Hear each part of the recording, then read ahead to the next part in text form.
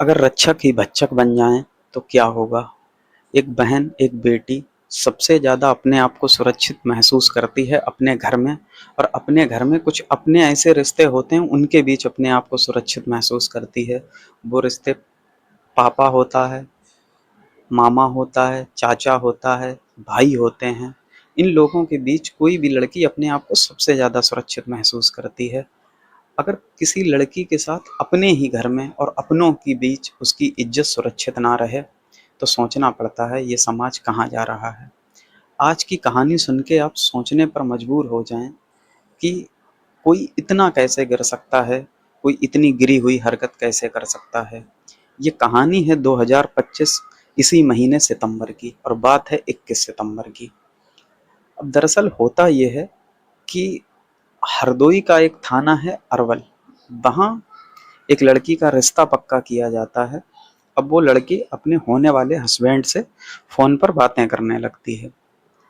अब उस लड़की को अपने होने वाले हस्बैंड के अंदर कुछ अपनापन सा नज़र आता है, थोड़ा प्यार नज़र आता है।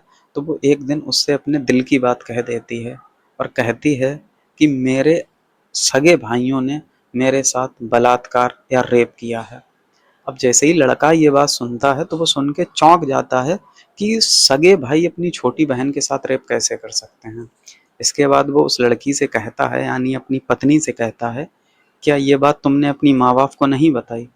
तो वो लड़की कहती है, हाँ मैंने अपने माँ बाप को ये बात बताई है, लेकिन उन्होंने मुझे ही डरा धमका के चुप करा दिया कि इससे हमारी समाज में बदनामी होगी, तुम्हारे भाइयों की या हमारी इज्जत चली जाएगी।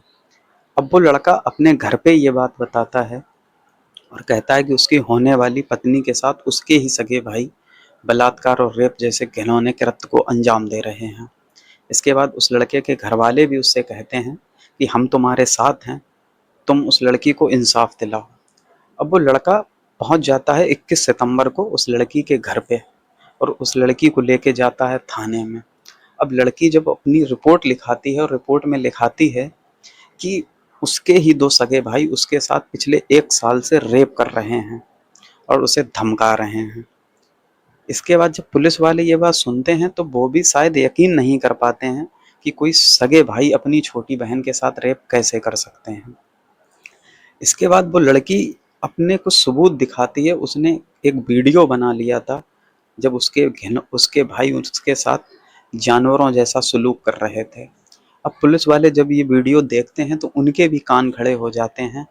वो तुरंत एक्शन लेते हैं और उन दोनों भाइयों को पकड़कर थाने ले आते हैं।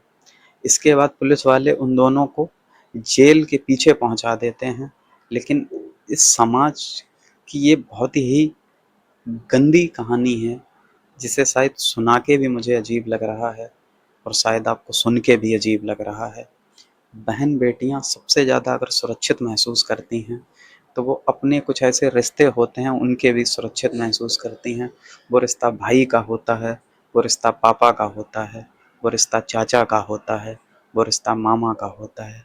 लेकिन जब इन रिश्तों से किसी को ठेस पहुंचती है, जब रक्षक ही भक्षक बन जाते हैं, तो दिल और दिमाग सुन्न पड़ जाता है कि आखिर कोई इतना कैसे गिर सकता है। आज की कहानी में इतना ही।